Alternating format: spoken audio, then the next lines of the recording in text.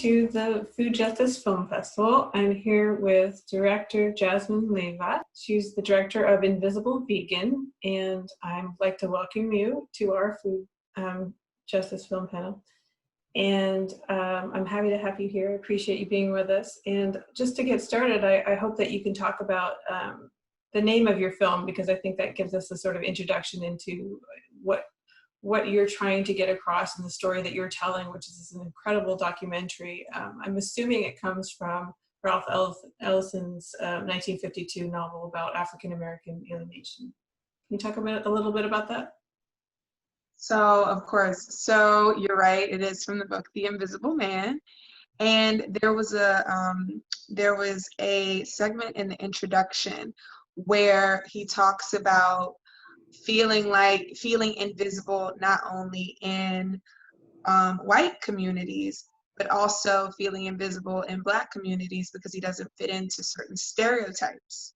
So that's kind of how I felt as a vegan. You know, I felt like, wow, I don't fit into this mainstream vegan movement.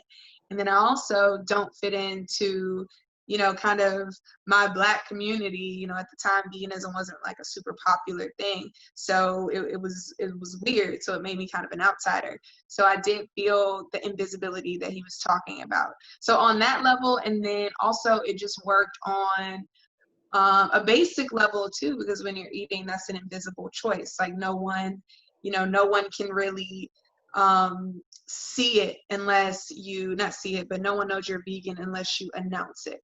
So it's just the theme of invisibility just felt appropriate. Mm-hmm. Thank you. And veganism has been associated most recently with white diets. Can you talk to us a little bit about how your documentary explores how that has not really the best fit? That's not really accurate. Yeah, so there's a lot of things, you know, we're having all these conversations about cultural appropriation, right? So when people think of certain things, whether it's, you know, eating healthy or yoga, you know, their first reference for this kind of stuff is always white people, because they're identified with these things the most. Like when you look at marketing materials, not so much now, but before, especially when I came into it 15 years ago, before that, you always saw, you know, the blonde girl with the yoga outfit and her ponytail and her green smoothie. You know, that was kind of the face of healthy eating. So in order to connect different people to the vegan movement, first I needed to break that stigma. Like, no, wait, even though this is how you see veganism advertised and marketed, plant-based eating is something that, you know, has roots in indigenous cultures, whether you're talking about in Africa or Asia or with Buddhism or Rastafarianism. You know, it's not just a white thing. And not only that, but it's not just a privilege thing, right? Like it has its roots, and I'd love to hear you talk about that more in other cultures, but also there's a standard American diet, I think your film shows really well, that disproportionately impacts Black and African-American communities and other communities that are non-white and not maybe as privileged. But can you tell us a little bit about how that standard American diet affects other people and other communities in negative ways, from nutrition and beyond? Okay, so when you look at a lot of low-income communities, specifically communities of color, you're dealing with a lot of people who, some of them work the hardest. You know, some of them are working 2 or 3 jobs just to stay afloat. So they are going to gravitate to what they have access to. And so you have these people already stressed, already don't have the best health care. So mind you, if they get cancer, they'll probably find out about it a lot later than someone who has this, you know, banging PPO. And so you have these people who are already stressed health-wise, and you surround them with the most unhealthy food options. You know, even in Los Angeles, like when you go into the nicer neighborhoods, you're not going to find an influx of Jack in the Box and McDonald's and Popeyes everywhere. You're going to get all these, you know, you might have that 1 or 2, but then you're going to have Whole Foods, and you're going to have juiceries, and you're going to have your plant-based spots. So a part of my film was pointing that out. And, you know, when we tell people, oh, you need to eat a certain way, actually taking a look at how food is distributed in different communities and how that food distribution affects these communities. Because then it's 1 + 1 = 2. You have the most fast food billboards in the sickest communities. What sense does that make? And then you're also not telling the people in these communities the harm that their food is doing, and you're actually telling them the opposite. So you know that African American people and even brown people, like, we're more likely to be lactose intolerant, but yet you're pushing milk as something that does the body good and something that we should include in our diet just because it's more because, you know, people who come from European countries are able to better digest it. You know, those are things that I pointed out in my film. So as I understand it, Black Americans are the fastest growing group of vegans, and what would you attribute that to? Oh, I think, you know what, I actually don't know. I think that now you have a lot more, you know, veganism is exciting, you know, when you start actually learning to cook. And then I think also people who come from communities where the food was really poor, when you start eating healthy, it's going to be a way more drastic change. So I remember when I was growing up and I was working at a white daycare center, I noticed the kids, right? I noticed their lunches, and they were eating, you know, their parents packed them celery and carrots. And, you know, they had sandwiches without any mayonnaise on them. Not saying that everyone ate like this, but I noticed, like, wow, they eat really, really healthy in this kind of affluent area compared to how me and my friends ate growing up when we were children. So I think if you were already eating somewhat healthy, like you were already baked chicken, fruits and vegetables, when you do a vegan diet, it might not be as drastic of a change than someone else who, you know, they have high cholesterol and diabetes and they try it and then it reverses all their ailments. And then it's just like, oh, I gotta do this because it's literally healing. Yeah. And part of that is food access, like you're saying as well. You know, I think not everybody knows you can't just go into a store in many places across the country and find the fresh produce and healthy foods that are available. Right. And then when people have these, you know, fun vegan diets, when you see, you know, they have their, like, oh, look, I have my acai bowl with my hemp seeds and my flax seeds and chia and almonds and pumpkin seeds on the top. It's like, is it great? Yes. Is it amazing? Great. But those things are expensive, and you have to have a certain level, you know, you have to be at a certain socioeconomic status to afford that stuff. Yeah, and I think that's connected to the rise of urban gardens, for example, and people seeking food sovereignty and systemic justice for access issues. How do you see food justice, racial justice, social justice? How do you see these movements of feminism intersecting?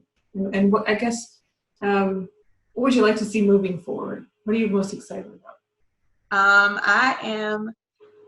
I think a lot of them intersect because at the base of all of them is compassion. Mm-hmm. You know, there's this element of compassion, whether it's, you know, having a more compassionate relationship with sentient beings, with having a more compassionate relationship to the earth itself, and even like self-love, you know, learning how to treat yourself better so you can, you know, interact in the world in a more harmonious way. So I think that's kind of the foundation of, you know, all these different movements intersecting. And going forward, I just want to see people use all this consciousness for positivity and love, because now it's, you know, being up on food justice and being up on feminism and knowing your Black Lives Matter quotes, you know, and being woke, it's almost something that people are throwing around as status instead of being something really genuine. Like, let's really take a look at this stuff and let's really all act out of love to change it. So that's the kind of shift I want to see. I want to see better intention behind the wokeness in all of these movements. Me too, for sure. And I think another thing to point out is really important is that people in our food service industry are disproportionately impacted by dangerous working environments, health concerns, and so on. They're producing the food. In terms of the production and the environment, local communities are disproportionately impacted, primarily immigrant, Black, Latino, and so forth. So our food system is really this holistic thing, and it seems so big and so negatively impacting people from the environment to individuals. It seems overwhelming in terms of making individual choices. We need systemic change, but what are some things you're saying getting more love and also just paying better attention on a sincere level? What are some other things that people can do on an individual level? So, for example, with me, I'm still, I'm still on my journey, and I'm getting more into the holistic health myself. So it's something where, one of my friends, she has surgery. So I made her like a salve, with essential oils and shea butter and all these like healing herbs.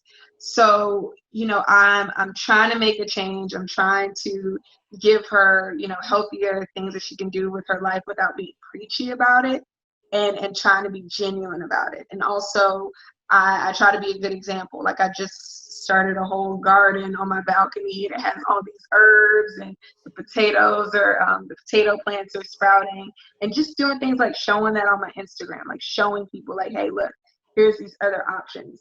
But I think you're right when you say change needs to happen on a systemic level, because usually when it happens on a systemic level, when you have the right people in power, everyone has to fall in line, right? Like when schools got integrated, it wasn't, we all decided schools should be integrated and then we integrated them. It's like, no, a lot of people didn't want to do it, but the policy shifted. And then when the policy shifted, everyone had to adjust. And then they realized, well, a lot of people realize, not everyone, hey, you know what, this is actually a better model for what we're trying to achieve in this country. So yeah, thank you so much. So where can people view your film beyond the festival and learn more about you? You mentioned Instagram. Do you have a website and social media? Yes, you got to. If you want to see the film, you can go on, it's on Amazon Prime. It's on Tubi TV, which is a free app, and it has commercials. You can go on Quelly TV, so that's the first female Black-owned video streaming service, or you can watch it in segments on YouTube, or you can buy it directly from the website, theinvisiblevegan.com. And then if you want to find me on Instagram, Facebook, my TikTok is whatever, but you can find me on there too at The Invisible Vegan. Okay, thank you so much for being with us, Jasmine. Of course.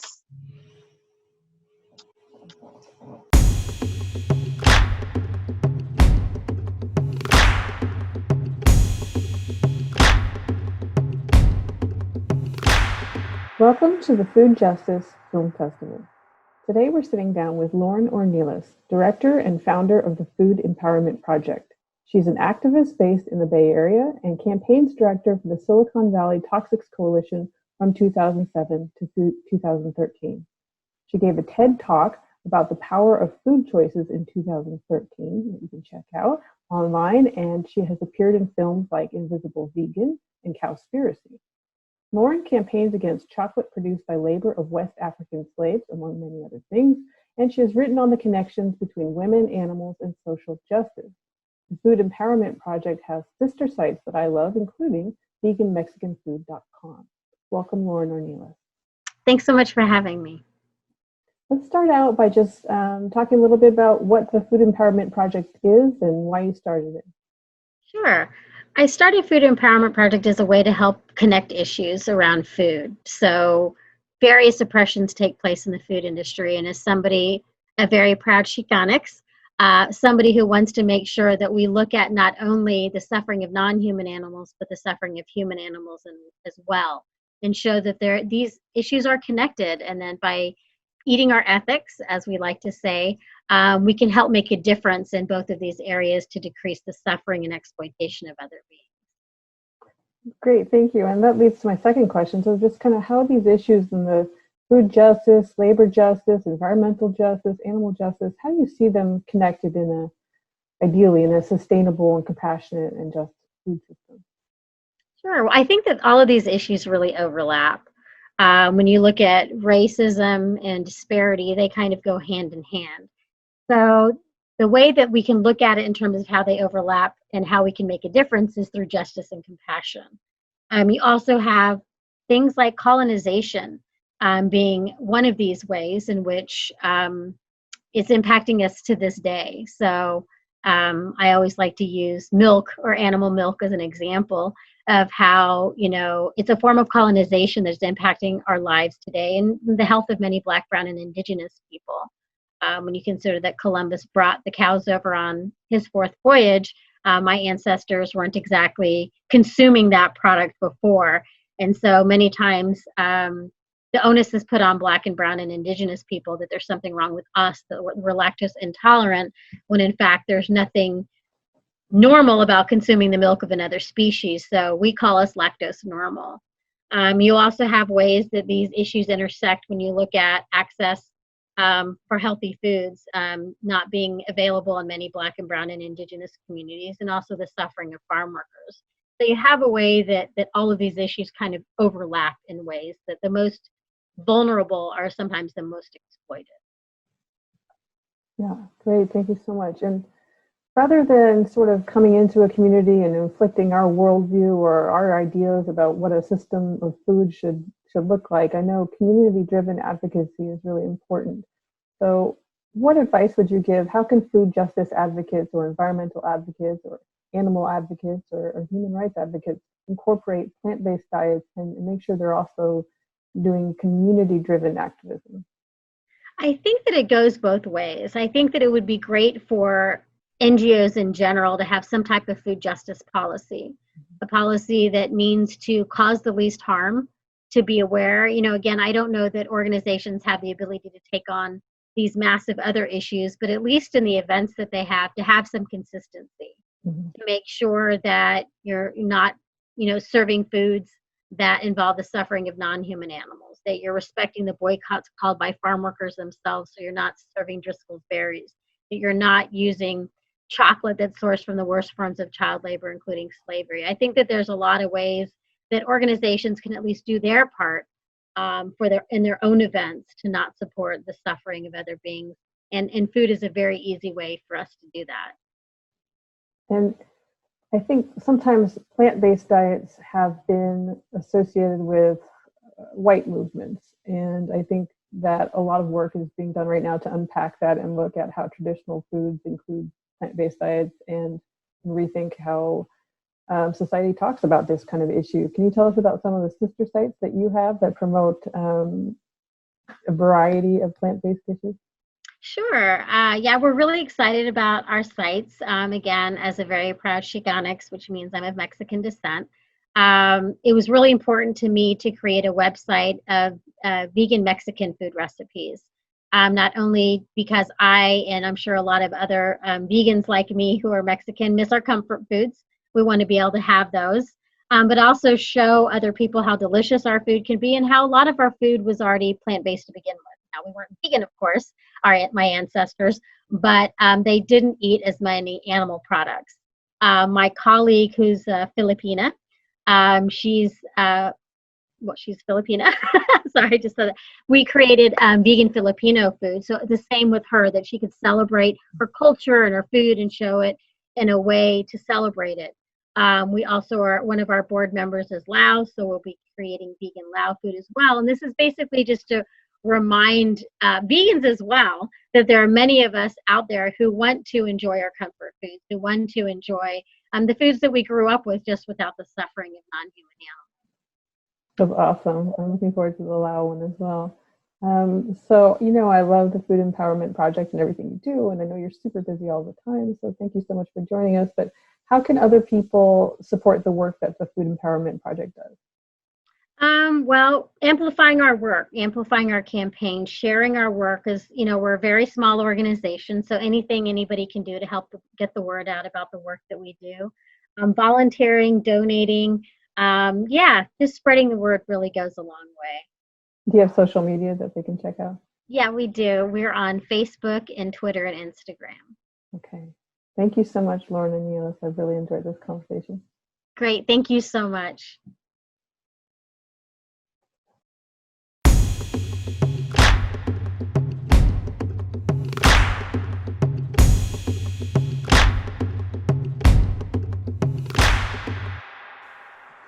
Welcome to the Food Justice Film Festival.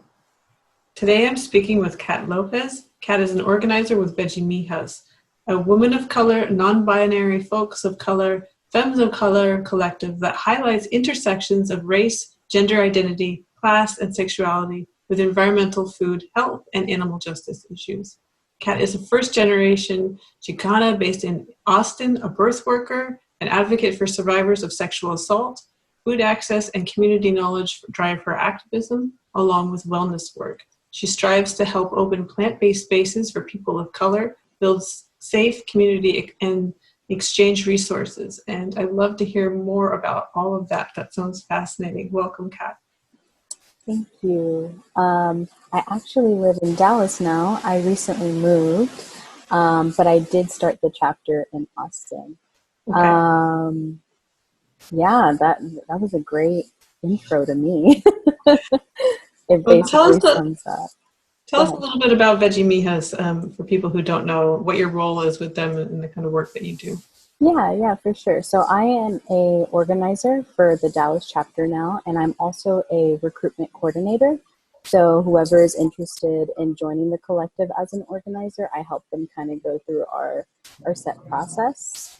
And basically, as you mentioned, we're a Black, Indigenous, and People of Color collective, and we really aspire to uplift those who identify as such, along with, being trans, queer, genderqueer, disabled, fat or of size, coming from a working class background, and having, a multitude of other marginalized identities. We're really passionate about spreading awareness of the lack of resources in our communities, animal liberation, environmental justice. It's really just a platform for us to come together to share, family recipes, our own recipes, and just having those really uncomfortable conversations sometimes, and reflecting on how we as a community, as individuals can, get back to our roots, essentially. That's amazing. Thank you. And just an ideal intersection of all these issues. And the recipe is amazing and really inclusive of cultural traditions and homemade recipes, and just really wonderful. So I'm hoping that people will check that out.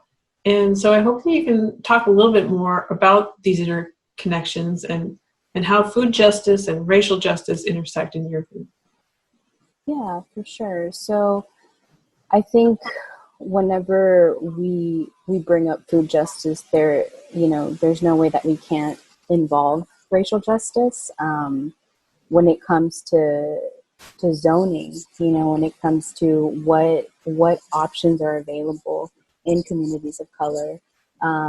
Many people know the term as food deserts. Food apartheid is how I like to say it. There's a lack of fresh produce options. There's a lack of plant-based options in these communities. And I just feel that, they intersect. There's no way that we can't have a conversation about how to create more access without understanding the roots and the systemic racism. Yeah, food apartheid is this concept that I think is new for some people. Can you explain a little bit more, maybe give an example for people who don't experience this, about what that really means and what that's like for people? Yeah, it basically, it's the same concept as a food desert, right? It's like understanding that certain locations, geographical locations, aren't going to have the same amount of healthy food options, grocery stores. More often than not, when you grow up, at least for me personally, I grew up in a place called Oak Cliff, which is here in Dallas, and there are more fast food restaurants than there are, food stores, and even in those stores, there's a clear lack of variety, right, and organic, local produce, and that in itself is going to affect like our diets and what we're putting into our bodies, how we're feeling internally, and then that goes outwardly. So yeah, it's basically the same concept. It's just a more, it's taking into consideration the systemic, like how that affects us versus it being more of an individual problem, being like as a system. Right. I think that's a really good point. Thank you. That it isn't just sort of individuals making certain choices. Mm-hmm. Lack of access, I just think, is something not enough people understand. All across the country are Mm-hmm. food deserts, as you call them, just areas where maybe your only choice for food is the gas station or a small convenience store, or even in larger areas where it's just the stores don't have the healthy organic produce, as you're saying. And Mm-hmm. I think that's new for people. And of course, those are certain areas and reflect certain communities. And so I think that's where some of the food justice issues come in. And let's talk about how you see that connecting with environmental justice issues or climate justice issues. If you're not accessing food and yet you're producing food, for example, where's that food going, and what are the impacts on the environment of not having healthy, sustainable food available for everyone? Right. So, a lot of times when we think of environmental justice, I don't think people often think of how people of color were the ones who kind of created the whole movement due to the lack of equity in environmental protection, right? Mm-hmm. And so that has to do with like zoning and like toxic materials, pollution and the factories. And, for me, it's like, how can we sustain foods that come from the earth if we're polluting it? How can that be a thing? And, another part of environmental justice for me in terms of like when I'm thinking of food access is when people, companies, corporations take over land that is meant for the natural world and for the people who have originated there and have cultivated and sustained that land and have done their practices of farming there, and like what that does. So the peoples who were there originally, they have a way through tradition and custom of how to treat the land, and so then when those of us who come in and try to do similar or to just take over it, oftentimes they're not going to seed. Things aren't going to seed. Things aren't going to happen the way that it would if we took the intentional time to understand that, people who were there before were doing it the way that, was good for the land. So yeah, it's just the whole thing. I feel like we could have hour-long conversations about how, it really does all intersect, and how, environmental justice and food access, it very much is connected, Yeah, interconnected. there's a lot there. What was your own journey like? What a great question. In a nutshell. In a nutshell, it was, it was really difficult at first, considering the only examples were really just, Eurocentric.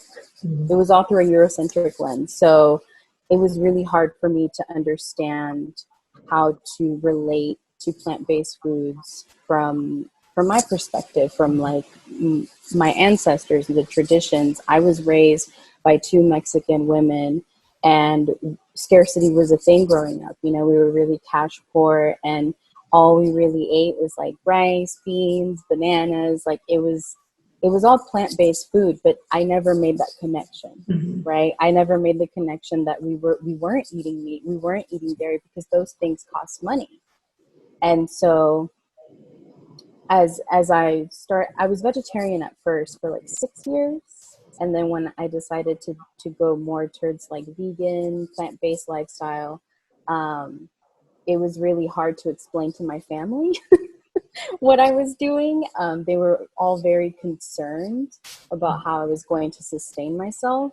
And they would, a lot of them would say, well, that's white people stuff. Like, why are you doing that? Like, that doesn't make any sense.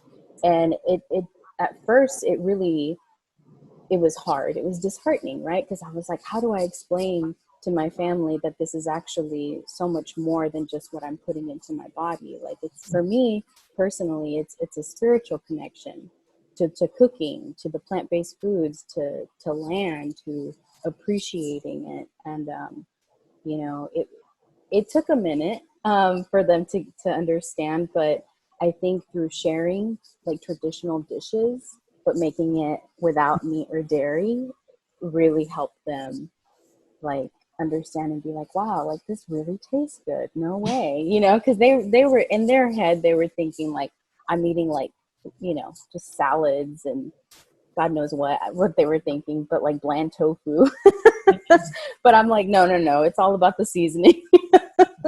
So yeah, it's been a journey, but overall, I think, you know, my community and my family have, you know, they've grown to appreciate it. Yeah, thank you. I think that's really true for people, that having the experience of eating it, foods, is the way to help, you know, change your diet and open your mind and have that experience that's positive. And so I think we need to have more of that. And I'm just wondering how we can do that and how we can talk about the Eurocentric lens in ways that people can really understand, to have these experiences with, you know, all around the world. Cultural traditions of food, lots of them are plant-based. And rather than thinking of it as a negative, as, you know, maybe your parents were saying, or maybe my parents were saying, you know, depriving of yourself, maybe there's some aspect to it that's really empowering and just and environmentally friendly. And so it's additives, and it's thinking about diets in a different way with your heritage and that kind of thing. How do you think, maybe from your own experience or from your work, we move forward in that? What are some of the best ways that you're doing your outreach and your work in that area? Yeah, I mean, for me, it's creating an environment where we start talking about abundance, right? And instead of the scarcity mindset of, oh, you're gonna lose this food, or you're not gonna have that. It's more of like, actually, anything that comes from the earth to me is abundant. There's so many different types of produce. Like, let's talk about mushrooms. Like, am I right? Like, there's so many different types, so many different textures. And for me, I feel like the best way to start talking about that is helping people understand it. It's slow and steady. Don't rush yourself. Don't be so critical of yourself, because oftentimes when we think of veganism or plant-based, it is very it's very limiting, and it seems like a lot of people like to police each other and say, oh, if you're eating this, you're not really vegan, and all of that. And it's like, you know, there's no need to self-criticize or to criticize each other. It's very much about the own person, helping people to create an environment where they're allowed to tune in and figure out like what works best for them. You know, for me, community is crucial. And so having a support system and people to talk to about your transitions and like the recipes that you're creating and sharing, I think that's really what makes the journey a really lovely one, instead of one of like sacrifice. Yeah, that's really beautifully put. And, you know, our message is reduction. So there's any variety of ways that people can create diets that are more earth friendly for their needs, that are reducing carbon impacts and methane impacts and water waste. And, you know, it's just the tremendous environmental impact that animal agriculture has on the planet that comes along with terrible injustices in the food system. How do you reach people who are environmentally minded that these intersections are important, and this based diet, earth-friendly diet is welcome? Yeah, for sure. I mean, just keeping that in our conversations when we're meeting up, saying like, hey, let's bring our own Tupperware, let's bring our own water bottle, like let's do things that is going to reduce the plastic waste or just waste in general, and talking about how we can use these leftovers and putting it into a new dish, like really just understanding, having those conversations of where our food is coming from too. Like I like to talk about, like, I got this from the farmer's market. So for me, I know that I'm helping sustain this family of 4 or whatever. And I know that their practices are, you know, are conscious of how much water they're using and all of those things. So yeah, it's really just it's really just about, like I said, like slowing down and taking the time to have these conversations and to encourage each other on how we can be more aware of how, you know, our actions are impacting the land and the people who live in it and the animals. Well, I really appreciate this conversation. It's really insightful, and I would love to talk to you more, and I'm sure others would as well. How can we follow and support you and the work that Veggie Mijas does, and to check out those recipes? Yeah, so Veggie Mijas, you can find us on Instagram at Veggie Mijas, and same thing with Facebook. We're on Facebook, and to tap into those recipes, you can visit our website, veggiemijas.com. And so if anyone is interested in supporting our work, we encourage many people, you know, to financially donate if possible. And our Venmo is at Veggie Mijas, and that goes towards like our chapter initiatives. And right now we're not meeting in person because of COVID, but, you know, once we're able to, we hope to continue to gather and share those recipes and have those conversations with each other. Awesome. Thank you so much for your time and the conversation. Really appreciate it. Yeah, thank you for having me.